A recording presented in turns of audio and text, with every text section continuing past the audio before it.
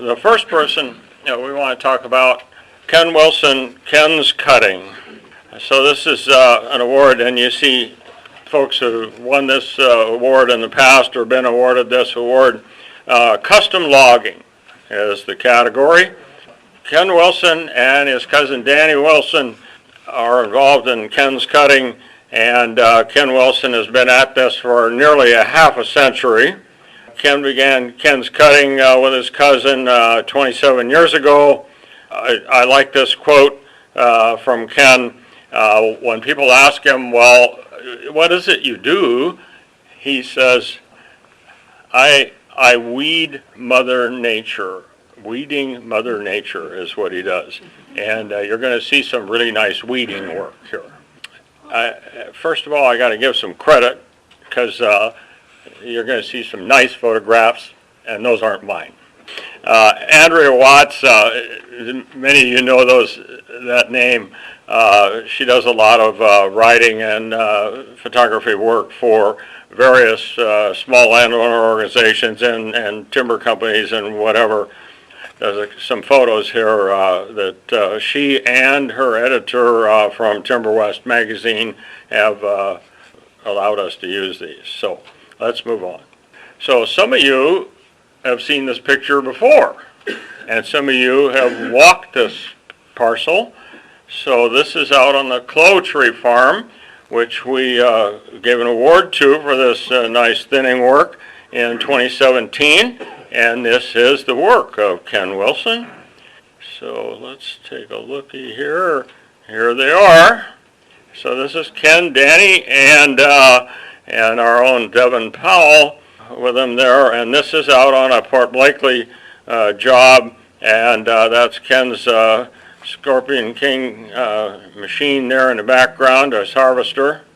Talk a little bit about thinning in general. You know, we used to thin. It was for growth and yield, to increase growth and yield. Well, today, thinning is even more important than it used to be. Whether you're talking about pre-commercial thinning or commercial thinning like this, we have a new impetus for doing this, and that is forest health.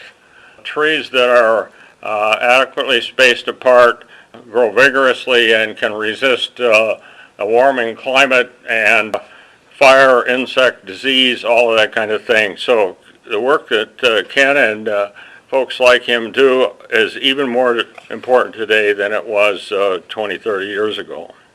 This is Ken's machine, and he's reaching out, and he's about to cut off that tree you see there. And anyway, you can see which tree he's grabbing onto and how this machine works. And if you're not familiar with this, it's got a cutting head. It slices the tree off, turns the thing horizontal, runs it through that head, and strips the limbs off. And computer computes the length, and then he lays them out to the right and left there. And that's pretty much how the process works. And it's amazing to see this done, because it would be nearly impossible for a forester to go through in advance and mark each tree. So this is, it takes a very talented person that understands a lot of things to operate a piece of equipment like that, because he's selecting trees. You know, it's like radar. He's picking out the bad ones, and he's weeding Mother Nature, as Ken puts it. Alrighty, there's Danny and the machine that he operates. That's the forwarder, and how that thing works is it got a boom on the back and a trailer-like device there. And anyway, he will load the logs on there, and he goes behind the harvester, loads those logs up, brings them out to the landing. And okay, so here we are at the landing. There's the third machine involved in the process. And then you see off to the side there the log truck, and they go off to the sawmill. So Ken does some beautiful work out there, been doing it for a long time. Many of you have seen his work.